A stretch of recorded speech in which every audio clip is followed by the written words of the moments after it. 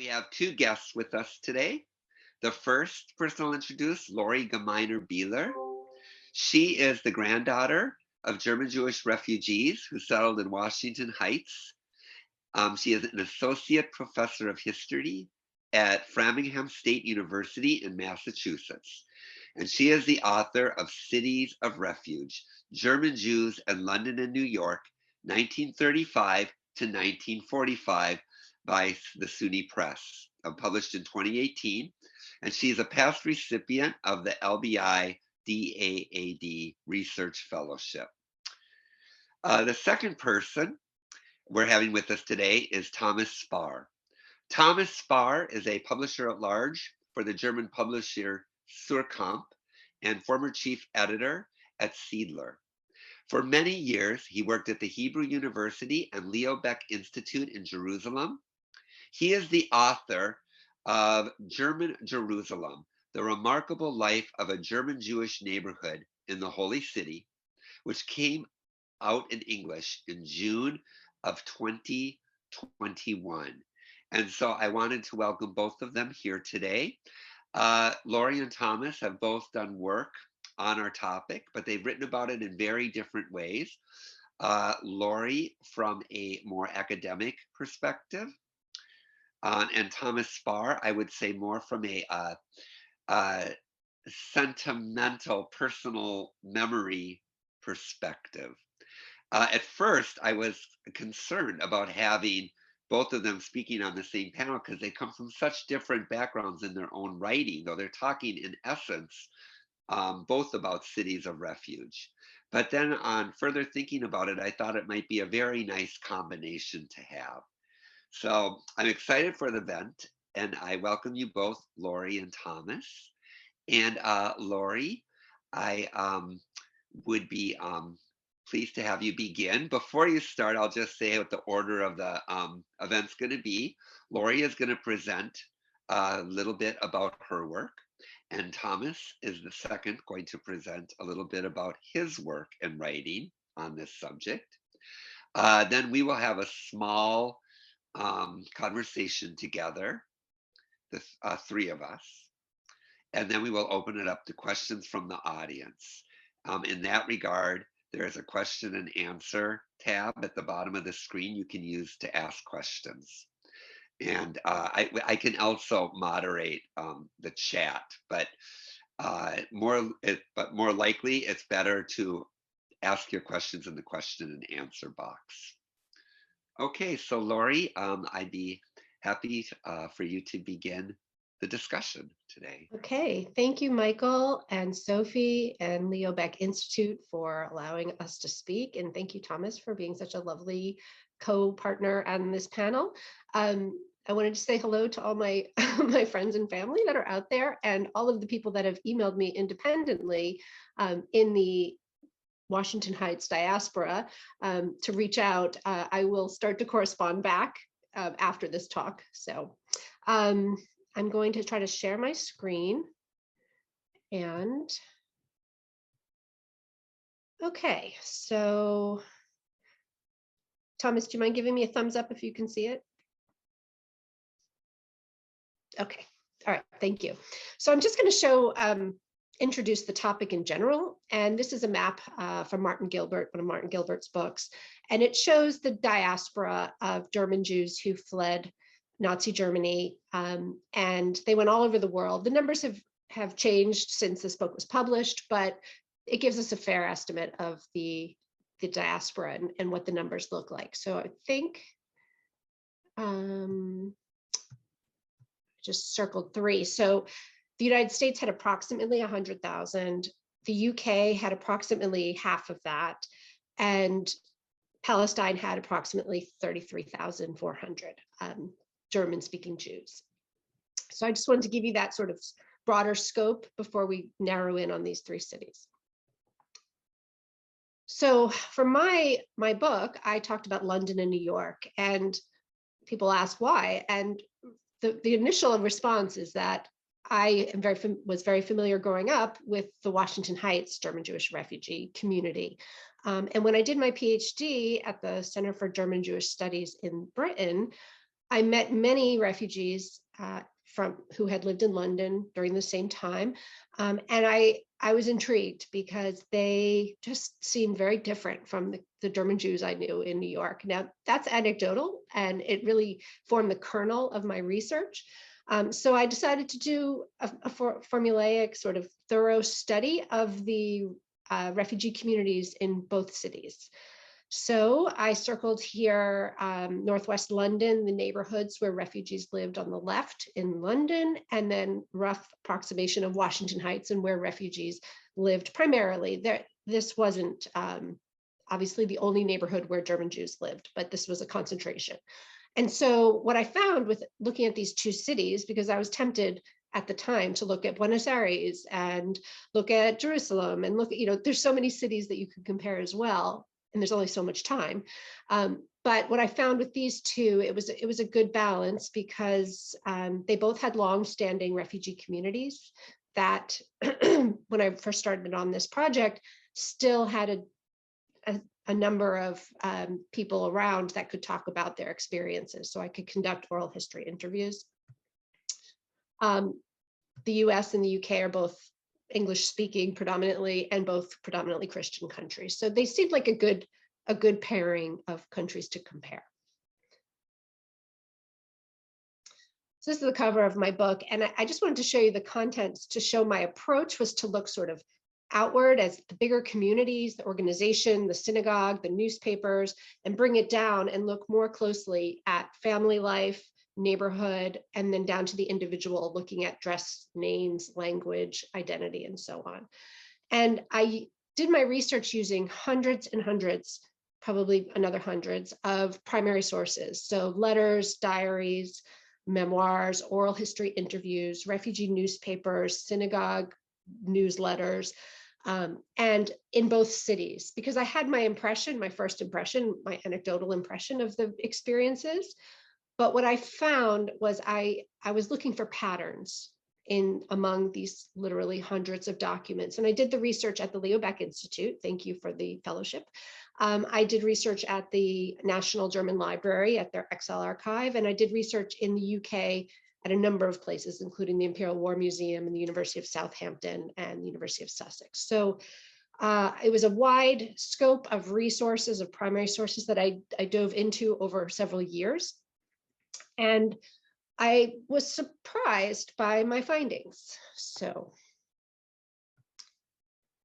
there were striking differences between the cultural integration, how German Jews in these two cities adapted culturally and presented themselves, and compared to how they identified themselves. And this is in the first 10 years.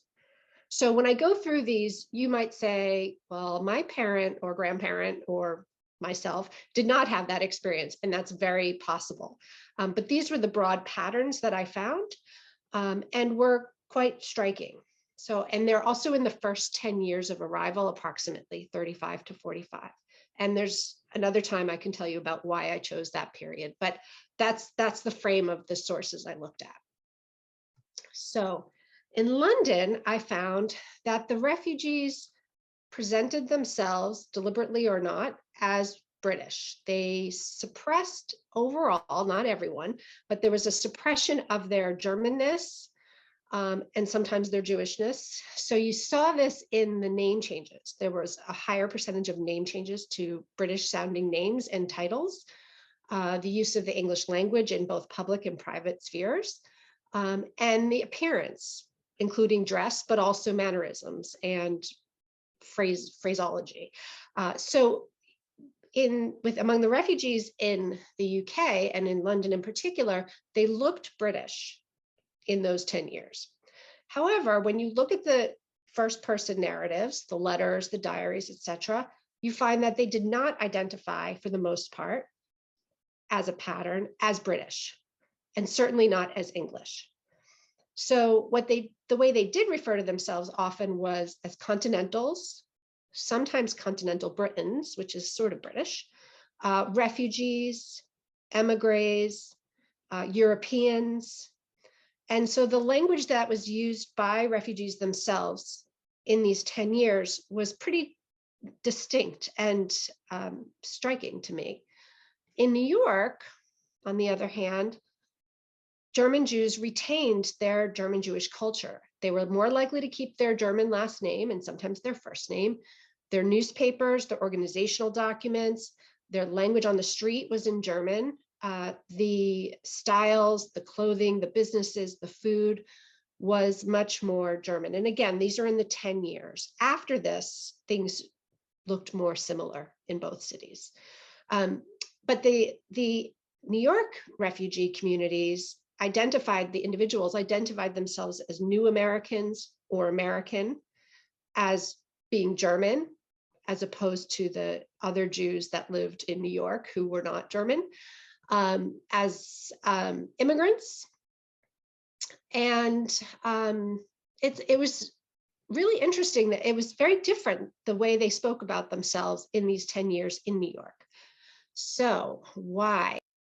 I argue that there's two main reasons why this happened, why these paths were so different in these first 10 years. The people's instinct when I ask them what they think the findings would be and why, they say, well, because America is the land of, American dream and, all these hopes and dreams. But when you look at Britain, you also see that Britain has a narrative of being like a land of refuge, a land of asylum, that they've welcomed persecuted people. And so there's that language.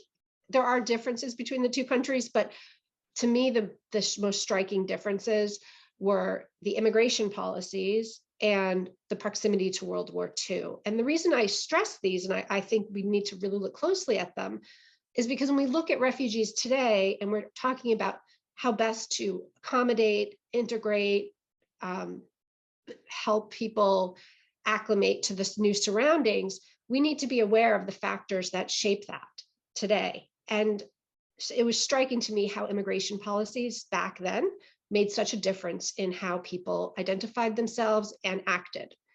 So I'll just show you quickly first.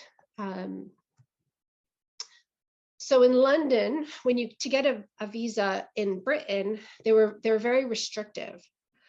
Before I go into the restrictions, I wanted to point out that in comparison to in ratio to the number of Brits, they took 50,000 refugees, and they took percentage-wise many more refugees per person in Britain than the U.S. did.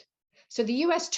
numerically took 50,000 more, so 100,000 versus approximately 50,000. But in respect to the size of each country or the size of the population of each country, Britain took more. And so I just wanted to make that point that yes, their visa policies were very restrictive and temporary, and the U.S. immigration policies, as you'll see in a minute, were more expansive and inclusive. But the U.S. gave fewer per person in the US, they gave fewer visas. So anyway, so in London, I just have some screen grabs of various visas, and some of the restrictions were that you cannot enter under any employment, and that was pretty much across the board, except for people who were the 20,000, mostly women who came in on domestic servant visas. And then there were also a significant number of German Jews who were placed in refugee camps, not internment camps, but they arrive and they went straight to like Richborough, for example. So we also have the kinder transport. So Britain gave 10,000 kinder transport visas, which is amazing considering the US that failed on the US Congress. So we didn't have any in the US. I'm in the US right now. We didn't have kinder transports, that failed.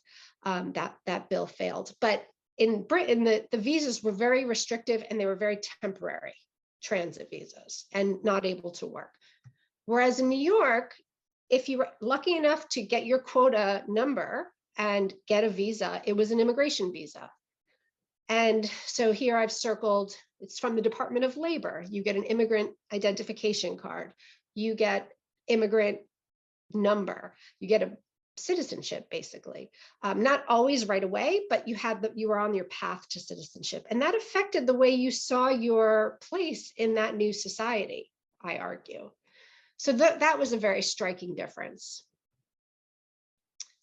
And you can just see this in these two books that were widely distributed. The one on the left is the British one. While you are here, like when you leave, you can do a whole new thing, but while you're here, this is how you should act. And then the Aufbau Almanac has German in the title, and it's an immigrant handbook. And just, I thought this was a nice comparison. And if you look inside, you see even more striking differences.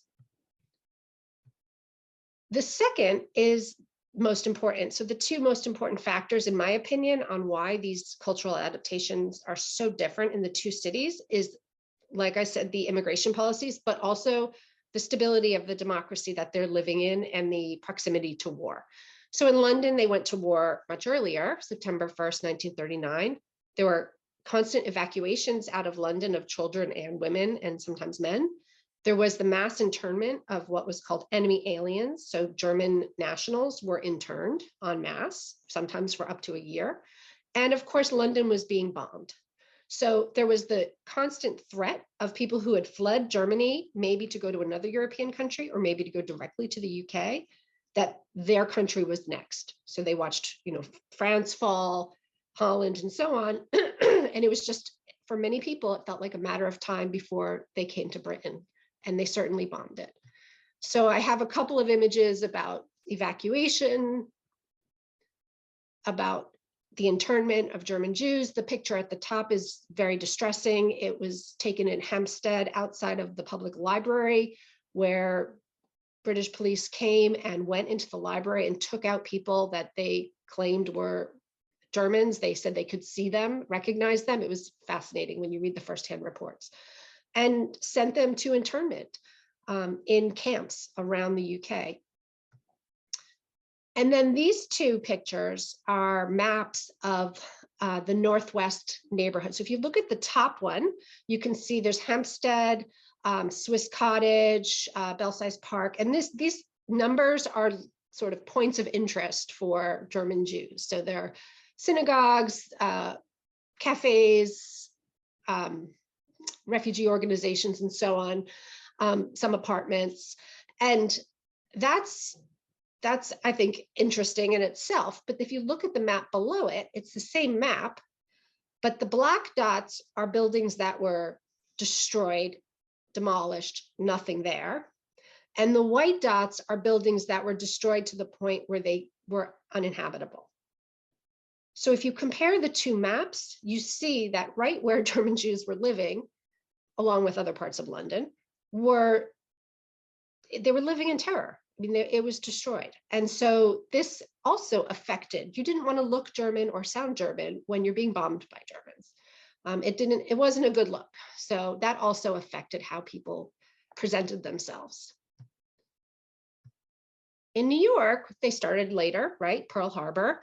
There was a lot less movement out of Washington Heights and other parts of New York, partially because there was a housing shortage during the war, but also because there were no work restrictions on refugees, or limited work restrictions, so that they were able to develop businesses and communities, and there was stability during these 10 years in terms of, I mean, yes, obviously people were terrified of what was happening in Germany, worried about family and loved ones all over the world. But in terms of living in New York, there was a sense of some kind of stability. And also the internment of enemy aliens was aimed at not really enemy aliens, but just Japanese Americans. And so they bore the brunt of the internment by the local government. So this is a map of the area with some hotspots, some points of interest for German Jews. Aufbau, the newspaper, in German, except for the line that says an American weekly published in New York, which I thought was telling. A couple in, I believe it's Fort Tryon Park, reading the Aufbau in their suit and tie and dress. And this is held at the Leo Baeck Institute, this picture. And then I know this is very tiny, but this is a chart that I created doing research on the Rosh Hashanah issues of Aufbau, looking at housing advertisements over time. So you can get a sense of where people were living in New York, and you also, refugees, and you also get a sense of the lack of housing towards the end of the war, that there was less housing available. So I know I'm going so fast and giving lots of information. And then last is just a little page from the advertisements from Aufbau in 1941. They're in the war. Well, they're actually not in the war just yet. They're about to go to war with Germany, but the newspaper itself the ads are in German. And I don't know, I'll let you see it, but I think they're just one little snapshot. So in conclusion, when we look at these 10 years and we look at these spheres, so we have the community, the broader community, we have the family and the home, and we have the individual. We find that in London, German Jews appeared, and this is a broad pattern, not in every individual fits this, but more generally, that German Jews were more likely to look British and less likely to identify as British. And in New York, German Jews were more likely to appear German Jewish and also more likely to identify as American. And I argue that the two most important factors in this were the immigration policies of each country, both before they came to the country and once they were there, and also the proximity to the war for both countries. So I will leave on the map so that we can transition nicely to Thomas and his discussion of refugee community in Jerusalem. Thank you, Laurie. Thank you. Yeah, thank you so much, Michael, for the kind invitation. Thank you, Laurie, for your companionship and for all of what I have learned from your book. And if I might be a bit unpolite to correct Michael's introduction, that my approach might be more sentimental than Laurie's.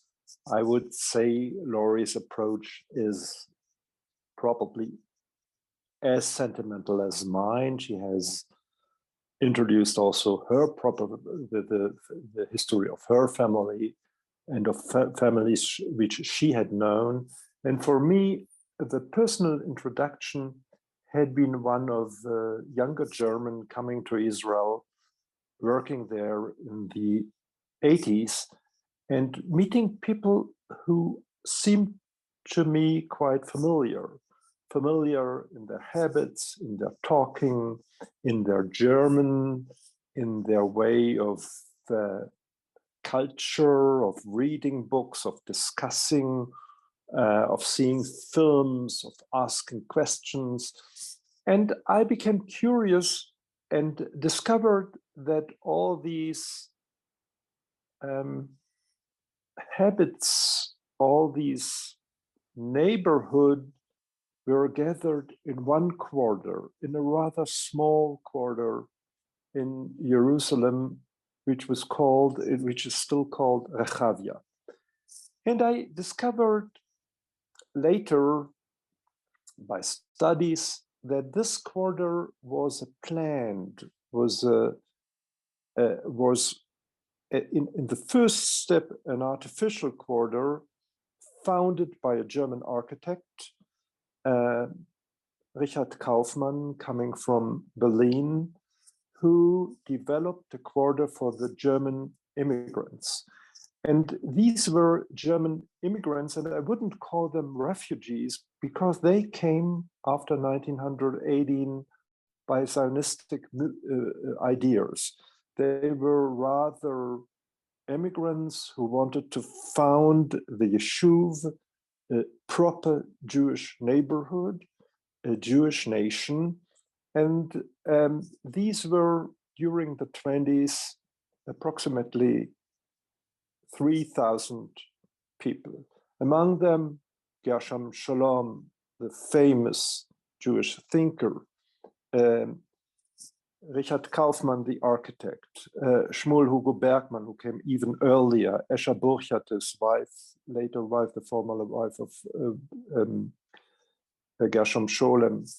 And Lotte Kohn, I could mention. I could mention a lot of people to you, just showing that they were gathering in one neighborhood in Rehavia. And the German title of my book is called, in German, it's called Grunewald im Orient.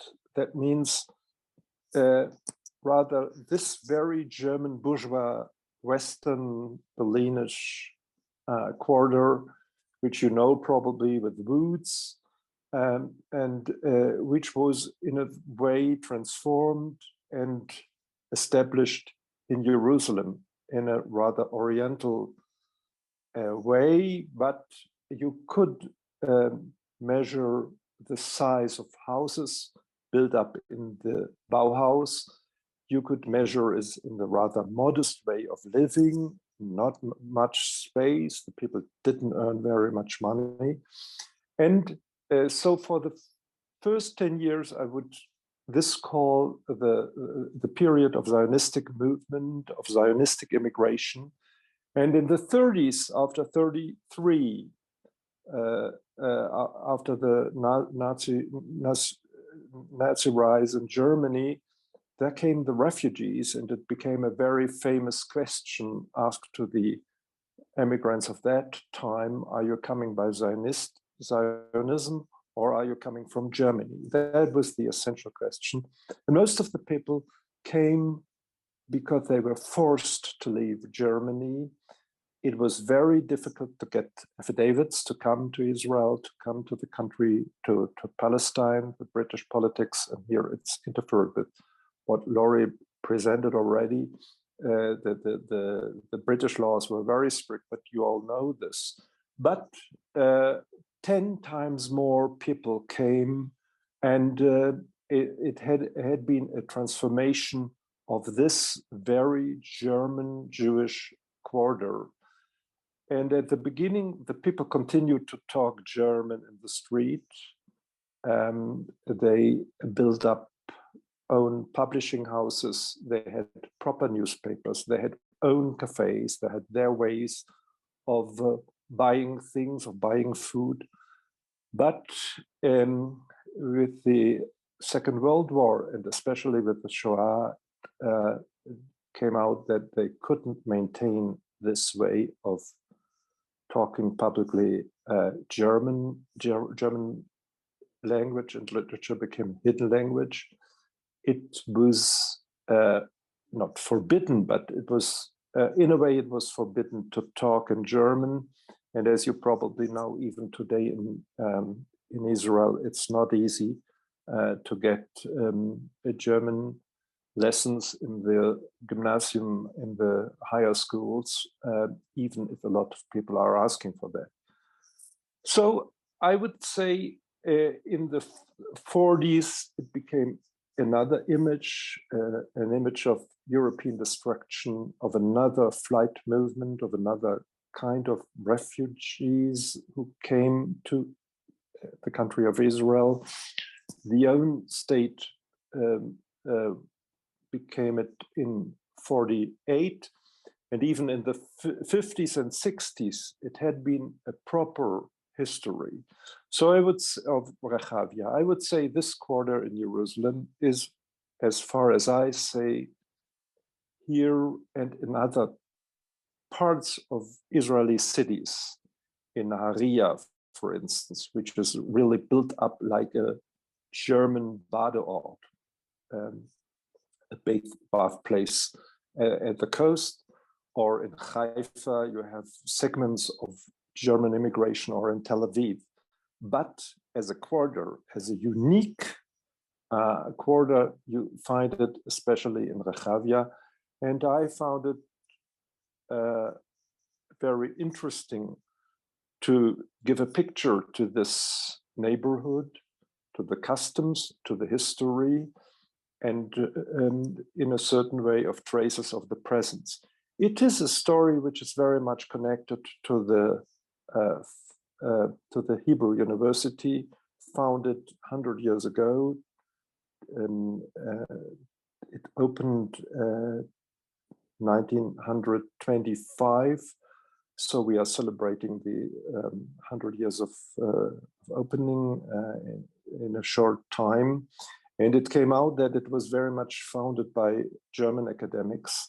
Rehavia was a rather academic neighborhood.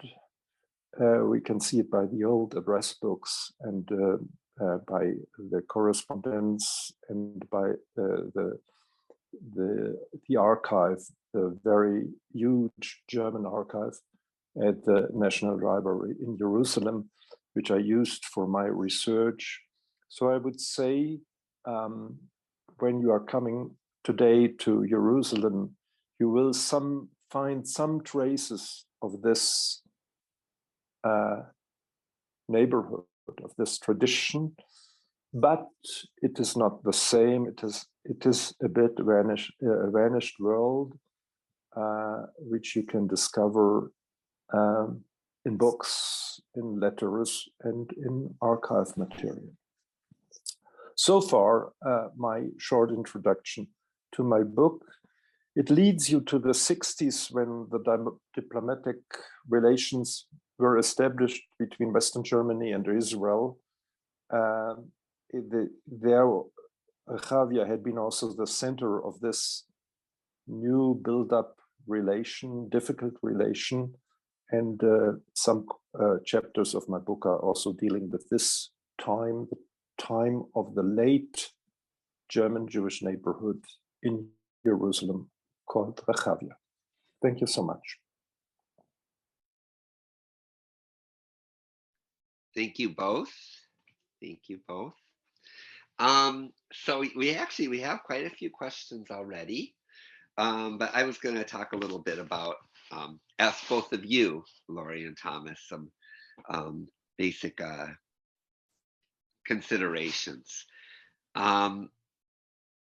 And I guess I was wondering, one thing I was wondering as far as the discussion is about the issue of language.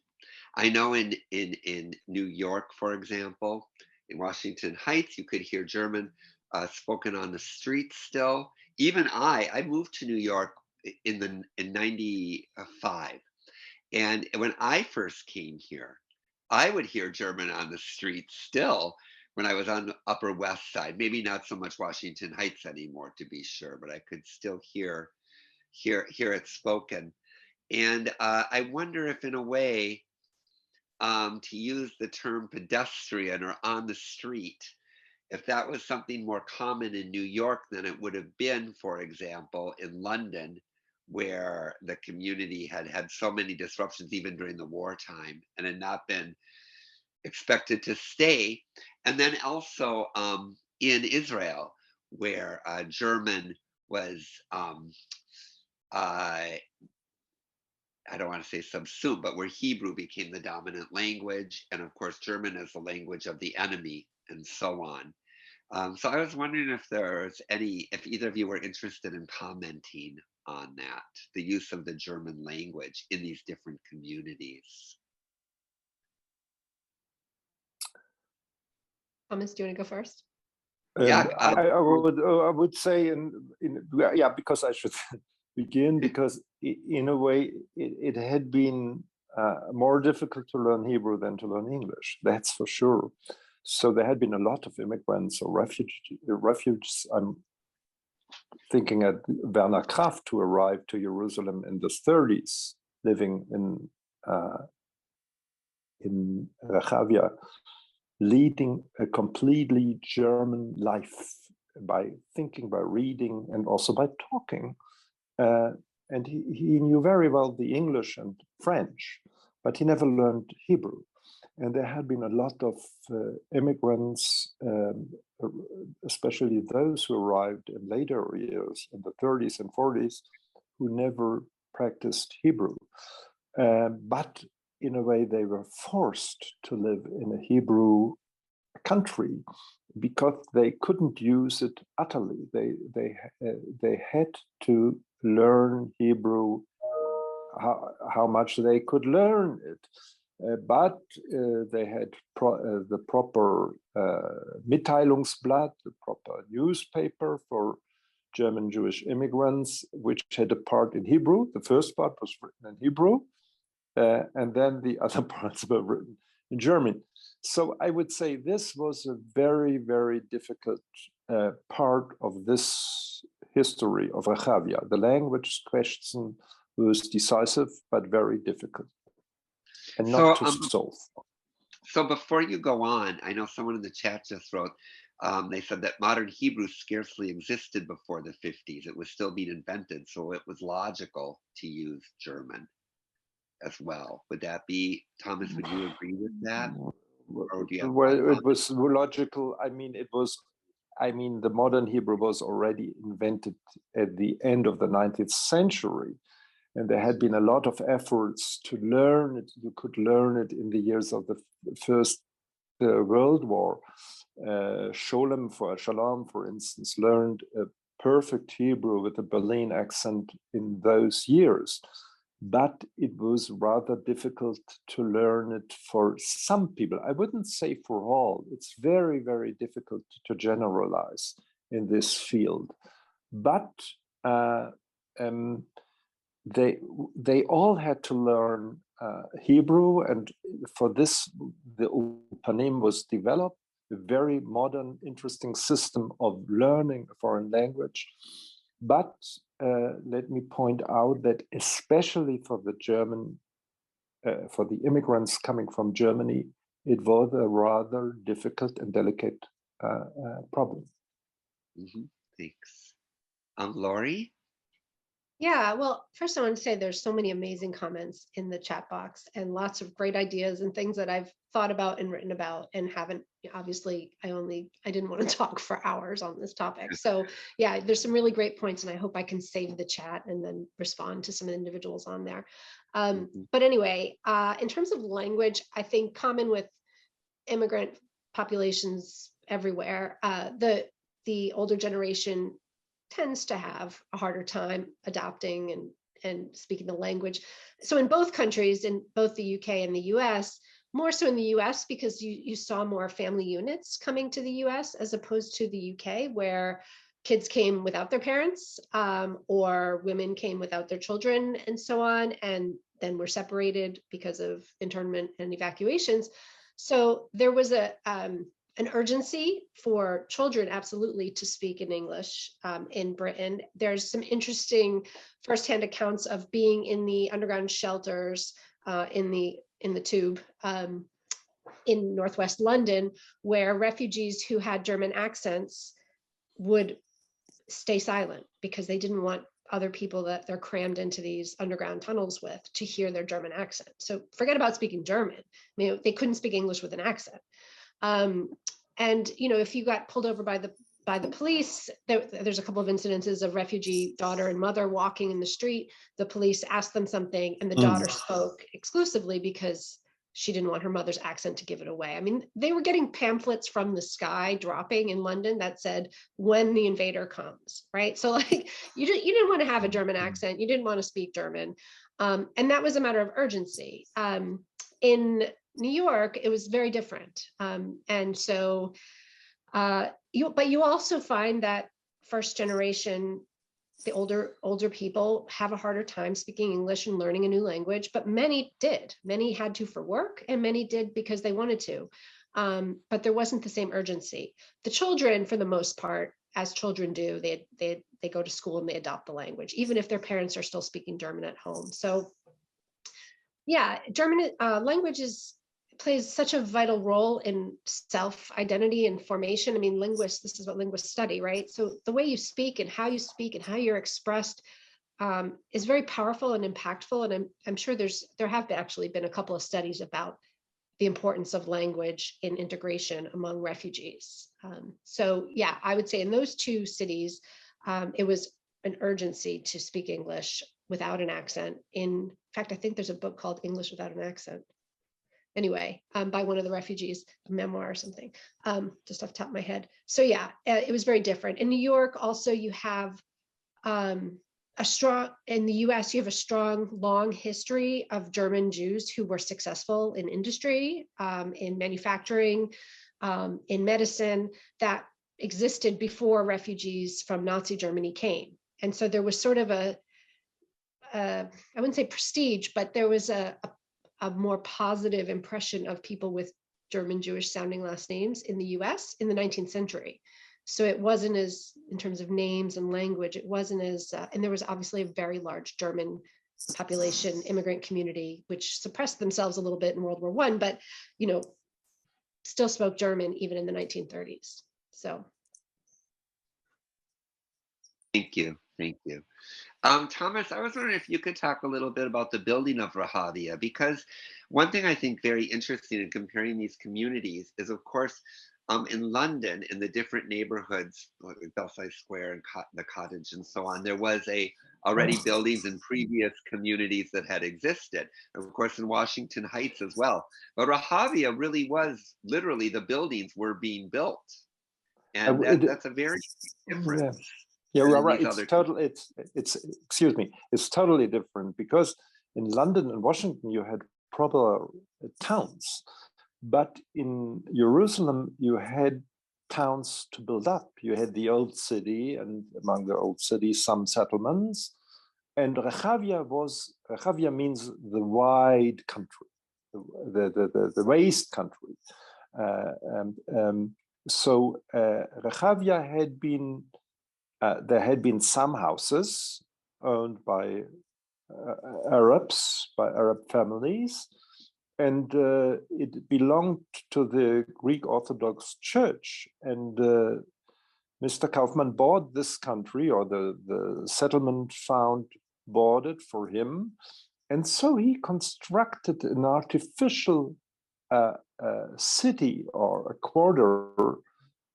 And you could see these artificial streets which led through the quarter, and he built up house by house for the immigrants, and so therefore these houses were built up in the style of the time, in the functional Bauhaus, added with some oriental elements, balconies and patios and all these kind of things, ornamental things.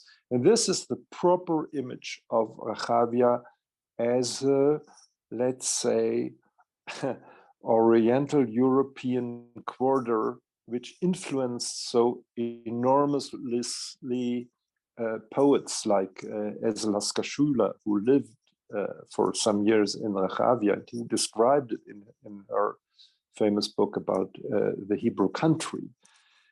And I think this is the artificial founding which led to this, which allowed this proper social immigration where almost no German Jewish people lived.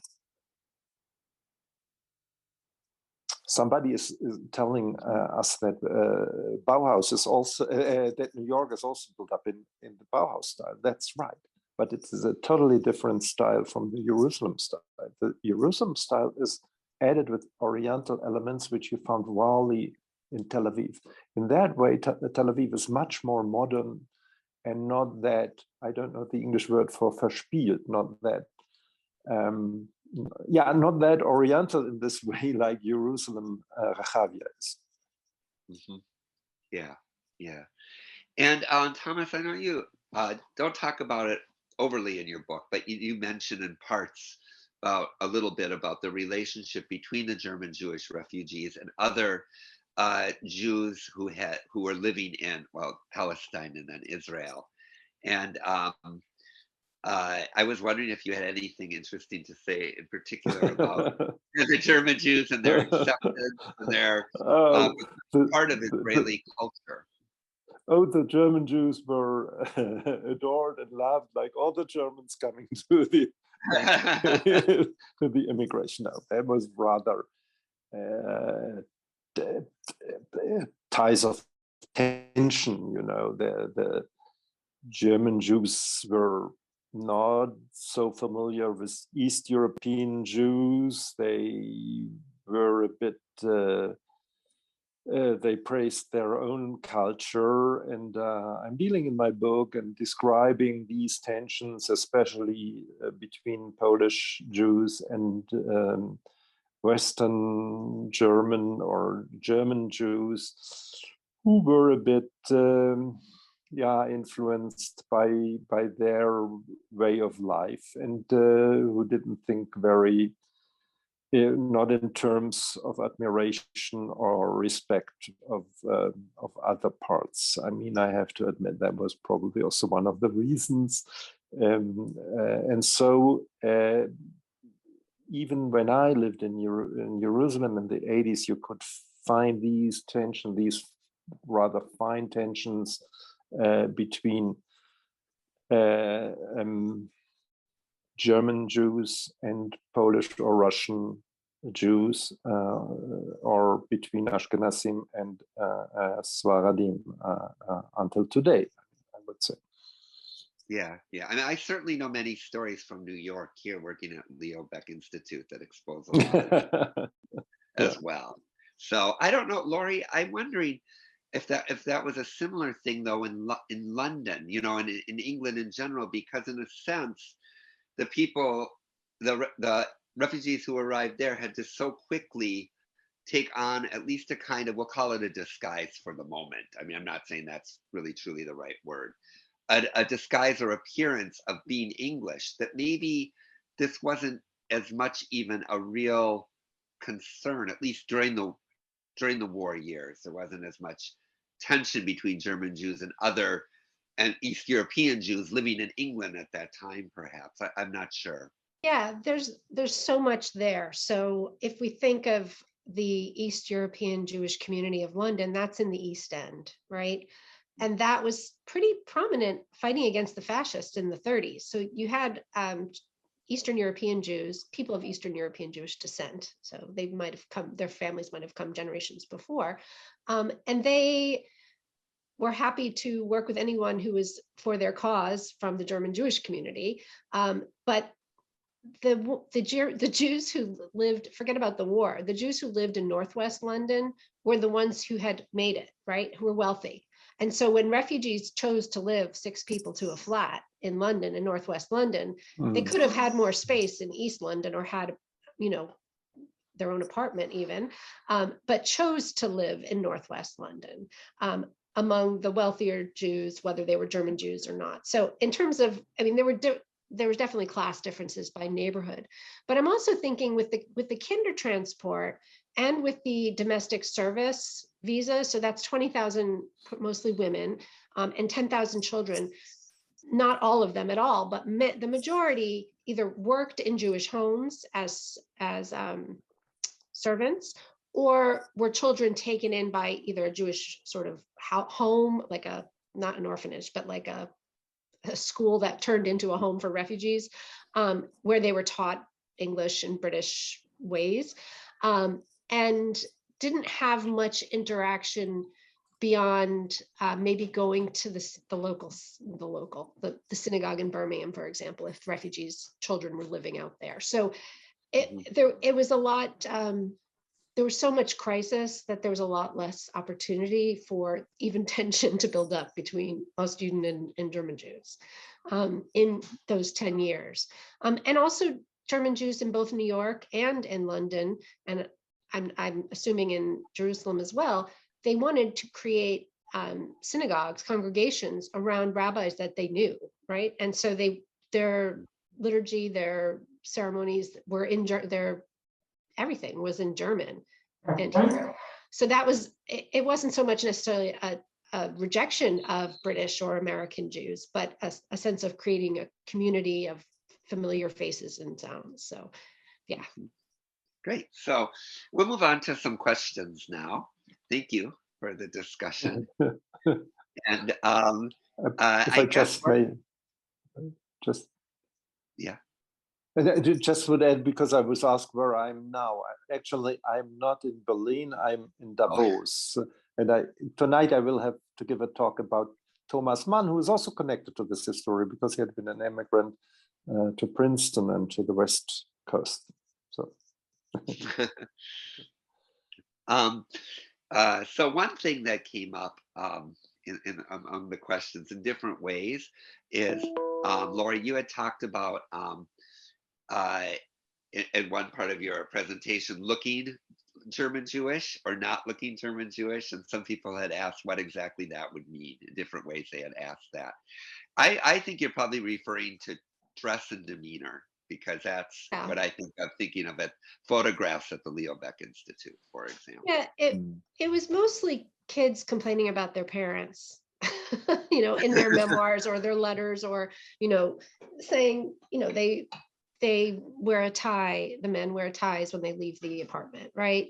And in New York, there was so much more access to these clothes and these hats, the kinds of outerwear that people wore, the types of umbrellas people carried, like from top to bottom, the opportunity to purchase goods that looked familiar to them were much easier. Whereas in London, a lot of the circumstances for people where they came with very little, they weren't able to work, so they weren't able to purchase things, and they weren't able to establish businesses where they created these goods. So, and there were restrictions, of course, with rations and so on, and that hit the US later. But in the early years, there really wasn't an opportunity for German Jews in London, for example, to retain much of their, to purchase more new things that looked German. And in terms of looking German, it was sort of the cut of a coat, boys and young men wearing short pants. I don't even know what they're called anymore, but like the short pants instead of long pants. And so all the American refugees in the US wanted to wear the long pants. In London, they had school uniforms, so it was a different dynamic, a different struggle. Whereas in the US, there's not school uniforms generally, and so there's all different ways that people presented themselves and had access to materials and objects that made them look German Jewish. It's sort of a formal, heavy, tailored look. Like I'm thinking of the clothes and the jackets and the pants and the, hats, and it's a uniform, in a way. Yeah, I can imagine. I mean, I know pictures again at the Leo Baeck Institute in the archives of people visiting the beach, like Coney Island or Far Rockaway, and the men are completely in suits with suit coats and hats, and the women are fully dressed even in coats, and it looks so hot and uncomfortable, but it's, of course, it was kind of a cultural thing. I guess this was also the same in Jerusalem, Thomas. Oh yeah, therefore they were called the Yekkes. It's not because of the jokes, but the Yekkes was because of the jacket, like I'm close, but they had a tie, them especially. Yeah. One question here is about the Austrians compared to the Germans. In these places of refuge, were the Germans and Austrians seen as different by the people who were already living in these countries and neighborhoods, or were they all just seen as German? And did the Germans and Austrians among themselves have divisions, German Jews and Austrian Jews, in any of these places, or were they all just kind of put together, let's say, in the same organizations and such? Well, in London and New York, there were sort of like the Stammtisch idea, right? That you hung around with people from the city or the town or the region you were from. So there was certainly a Viennese contingent. There were certainly Berliners, right? And in New York, they tended to live lower down in Washington Heights, closer to the Upper West Side, and in other places as well. Whereas the sort of semi-urban Germans from Frankfurt and so on, similar sized cities, would live further north in Washington Heights. Like I haven't seen a scientific study of that, but that was my impression in terms of where the locations of the organizations were. Likewise in London, there were Viennese, people from Vienna are very proud of, they're proud to be Viennese and still are. And I think there were definitely organizations and newsletters that were just for Viennese. That doesn't mean Austrians and Germans did not mix or talk or, of course, but they're definitely, even today, there's still sort of a Austrian-German tension, or competition of some kind. Yeah, so definitely it wasn't, people found, like in any refugee or immigrant community, you move to places where you know people, right? And so if you hear of a flat or an apartment in New York, because your former, landlord or uncle or music teacher lives in that building, then you go there. So you find people congregating together by their city of origin or town of origin. And in the Aufbau, it's always interesting because it'll say like formerly of, Frankfurt, formerly of, and it's a way of a code to identify and find your people. Mm-hmm. Yeah. Thomas, would you say that's what's Well, the same? I would say it's probably the same for Jerusalem or for Palestine and Israel. At the beginning, they were very much separated, and the Austrian Jews were much closer to the Czech, Moravian Jews, Bohemian Jews, coming from the old empire, Austrian Empire. So they had a proper sense, and there had been also tensions between German Jews and Austrian Jews, I would say. Yeah, it's almost the same. But they were in the Merkaz, the central institution, they were unified. They were called not longer Jews coming from Germany, but called from Middle Europe, and Middle Europe means Czechoslovakia and Austria and Germany. Mm-hmm. Mm-hmm. So the next question I have has to do with Jewish community structures that were already in place in these three locations. And to what extent, so I can read it from the questions, to what extent did the different Jewish community structures play in the acculturation of German Jewish refugees? My understanding is that community infrastructure in the United States was established by Jews from what is now Germany. This would not be the case in the UK. Were German Jews strangers even within the Jewish community in the UK? I guess this is something I'd like to broaden this question to also talk about New York and Jerusalem. So maybe Thomas, do you want to start? I mean, I guess I mean, could say the infrastructure in the 20s, there had been almost no infrastructure. There had been the Jewish library as an institution, rather German Jewish influenced institution. There had been some of the funds for establishment of Jews. There had been the settlement movement, but in terms of institution, they had to be built up, and they were built up. The Gymnasium Rehavia, the central institutions, the Hebrew University, all these are foundings of the 20s, the 1920s, and not earlier. So I wouldn't talk about an infrastructure, but I would rather talk about grassroots who had been developed and founded in the years of the settlement. Mm-hmm. Okay. And Laurie? I would say in both London and New York that the pre-established Jewish communities played a significant role in bringing German-speaking Jews to those two cities. They created the foundation for the organizations that, whether it was HIAS or the Association of Jewish Refugees. I mean, both cities and countries had very strong pre-existing Jewish communities that were fighting for refugee spots and to support them once they arrived. So in terms of comparing the structures between the cities, in the US, we have the separation of church and state. So you're not paying, it's a different kind of climate, as well as with Germany as well. But in London, for example, there's a chief rabbi, and there's more, it's a smaller country, and there's more, I wouldn't say consensus, but more collaboration amongst the different Jewish organizations at this time. Not that it didn't exist in the US, it certainly did as well.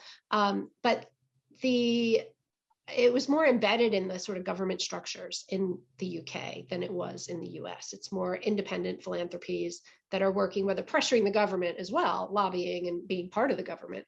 But yeah, the pre-existing organizations, I just want to emphasize that, yeah, there were tensions between American Jews, British Jews, East European, West German Jews, and so on. But the support for their rescue was fundamentally organizations in those countries that had already existed or that were created for rescuing European Jewry.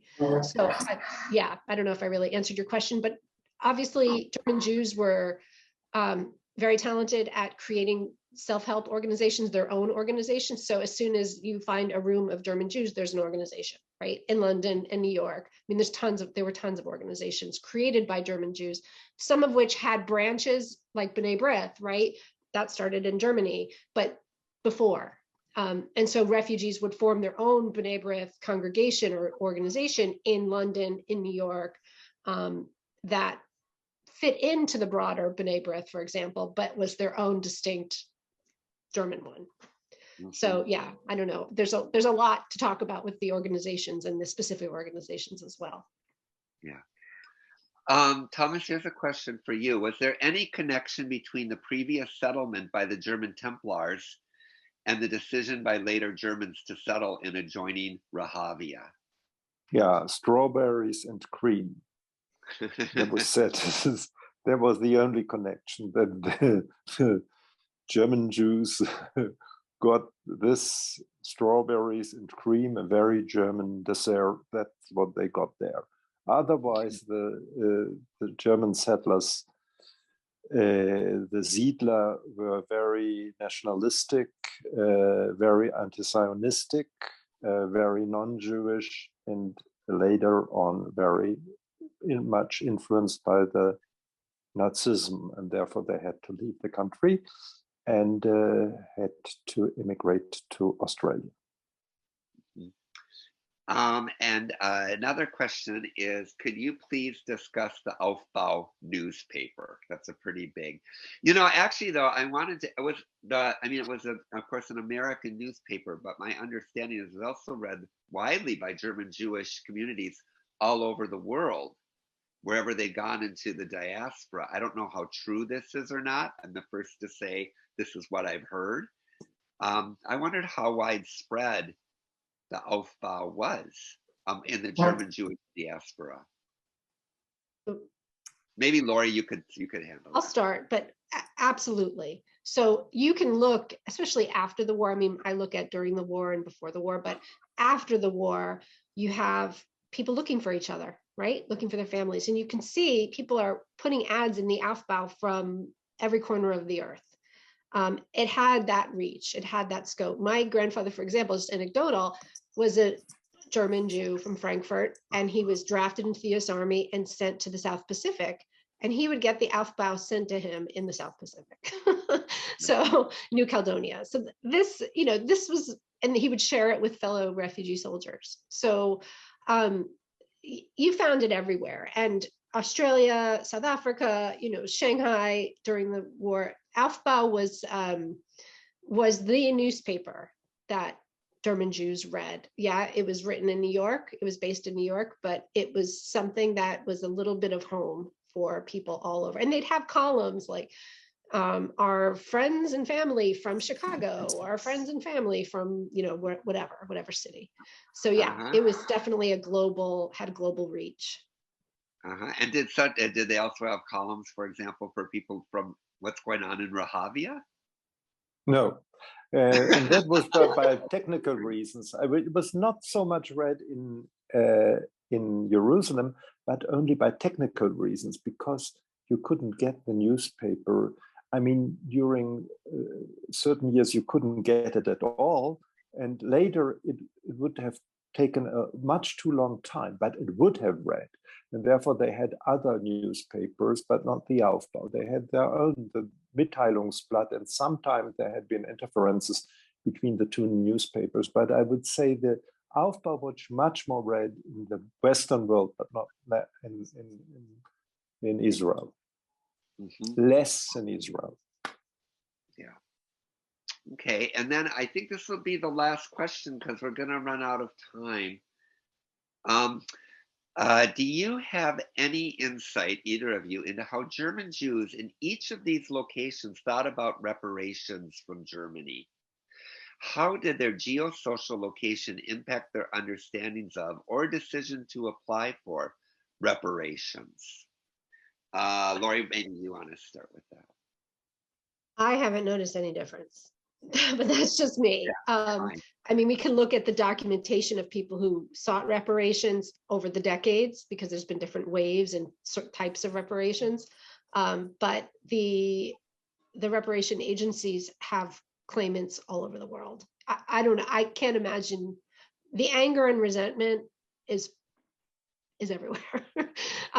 So yeah, I don't know. I don't know the answer to that, but I would imagine that the call for reparations was pretty comprehensive across the globe. I don't know, Thomas, I don't know if you agree or not. I don't know. Well, yeah, it's a very difficult subject I'm dealing in my book.